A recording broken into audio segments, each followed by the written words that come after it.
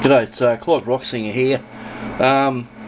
This is part of the book. It's all going into a PDF file now. I'm putting it up in bits and pieces because there's so much to it. This file is extremely extensive. Just the test case on the two-stage amplifier is quite extensive that I've done, and I've changed the way I've done all the math. With this circuit, I did a thorough rundown on the circuit, but the thing about power supplies, which is this plug pack I'm using here, is that there's active circuitry in there, and when you turn that off it stays on for about 5 minutes because of the capacitance in the circuit. So what you've got to do with scientific stuff is you've got to account for everything. Even if it's only a mud map, even you only got a rough idea. I need to have a rough idea of how much voltage drops in that circuit and what its behaviour is. So what I've done is I've connected up a DC circuit, and internal resistance is really easy to calculate. Really, all you really have to do is you put your meter on the voltage on the batteries. And then you load the circuit up and then take a reading of the circuit then, and you'll have a voltage drop, and that voltage drops the internal resistance of the batteries. That's it. But I wanted to know the individual voltage drops of the batteries, and that's why I developed this thing. And this will actually measure the current between the batteries and all that sort of thing in a series parallel, and I can actually determine the internal resistances of each individual battery and get really, really accurate results. So what I do now is I've simulated this circuit.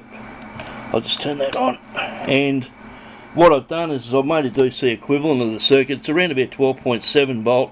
It's a little bit higher, but I'm now getting a reading with DC which it was 6.28 was the reading I was getting out of the active circuit, and now I'm getting that reading out of the DC circuit. And I can now determine what the wattage is in that circuit.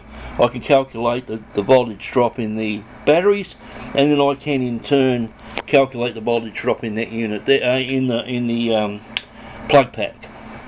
So that's the idea at the moment. I've got AC programs written for this stuff. This is plain old ordinary DC. I'll write a program for this. And to start with, I do it all manually. I calculate it all out. I calculate it into a block. So I calculate every formula and make sure every single formula works and it all patches together as a block. And then I write a program for it. And then I start to mess around with the design. But you really need to get everything down to a science.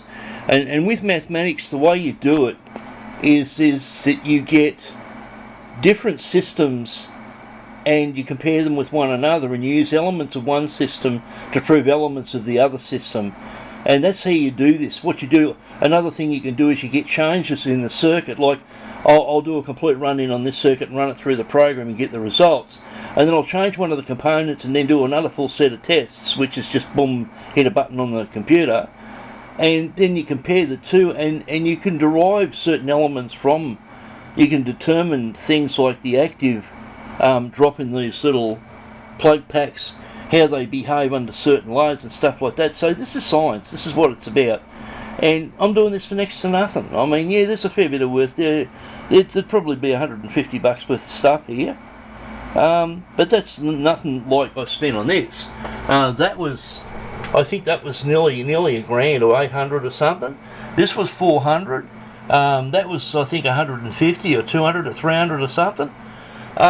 These things aren't cheap, but at the end of the day, all you really want to do is what I'm doing now, and this is science. It's the epitome of science. It's what it's all about.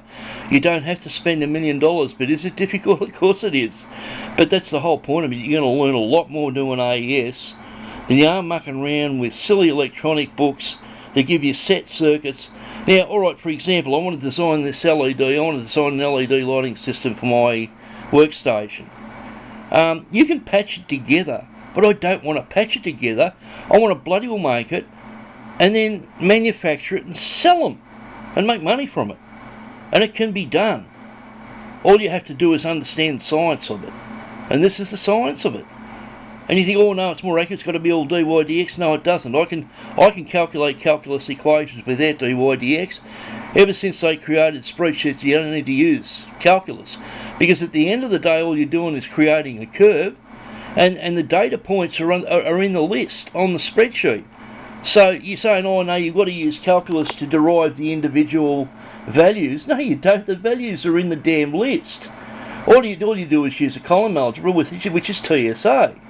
You don't even need to use calculus. It's bullshit.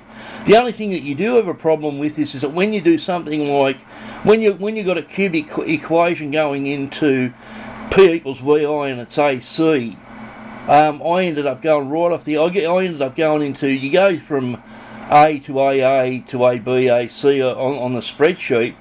I actually went to the third level, which is AC or something, or AD, with this one equation. And what I really wanted to do is I wanted to derive different values from it, but I had to arrange the columns in different orders. And so I used column algebra TSA to rearrange the columns, and what I do is I rearrange those columns on another sheet, and I can derive calculus values from that and not have to use matrices and stuff like that. It's wonderful. You don't have to use that silly dy dx. They don't even use it. They do not use dy dx.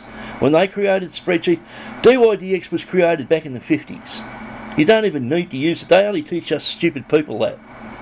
They don't use dy dx in reality.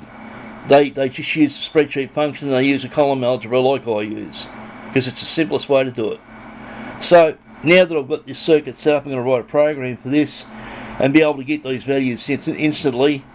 And this is how you do science. This is public sector science. This is not little boy stuff. Look how complicated this is. And all I'm trying to do is design a little LED circuit. But in order to do that, you've really got to know what the hell you're doing. And that's what this is. It's a learning process.